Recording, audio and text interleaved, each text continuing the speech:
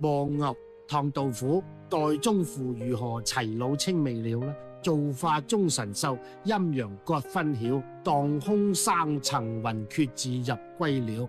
會當凌絕頂，一覽眾山小。五嶽之首嘅泰山係點樣嘅？齊魯大地上，蒼翠嘅美好山色冇盡頭。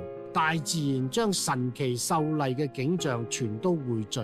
山南山北，陰陽分界，神分嘅景色截然不同。